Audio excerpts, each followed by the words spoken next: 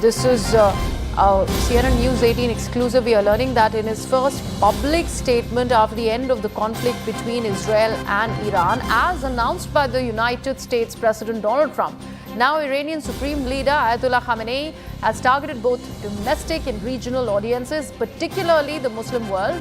Top sources have revealed to us that in a speech, he warned the US that it will pay a court-heavy price if it attacks the country again. Ayatollah Khamenei also said that Iran has access to key US centers in the region. This is an attempt to tell the world that they have not completely destroyed, but some acceptance of delay in nuclear capabilities have been made by Khamenei. My colleague Akanksha Swaroop there to dissect the statement by Ayatollah Khamenei. Yes, Akanksha.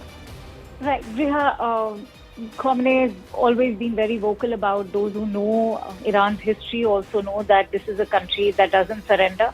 And he's also come out in the open to break the notion that they are not going to be mistaken for weakened powers like the ones we've seen, the war in Gaza. That's already a prolonged one. The Iranians have staunchly maintained that they are not going to be mistaken for their own proxies, which stand extremely weakened right now, whether it is Hamas, Hezbollah or Lebanon. But most importantly, when the Ayatollah stepped out to make that statement, nobody knows the location when he was making that statement, but the statement has deeper ramifications because remember when the airstrikes were on, Netanyahu had even offered to assassinate the Ayatollah, and when the Ayatollah openly steps out, it's also not just a message being sent out to the wider West, but also to his own people who were till some days ago almost at their wits' end, thinking if the Iranian regime is going to actually crumble down, who is going to be replacing the Ayatollah. The Crown Prince had been sending out overtures calling for a civil disobedience movement. But most importantly, it's also shunning and dismissing the speculations that were rife that the United States may now go forward with talks with Iran, and the US President tom-tomming how the US airstrikes have now brought, or rather obligated, the Iranians to come to the talking table.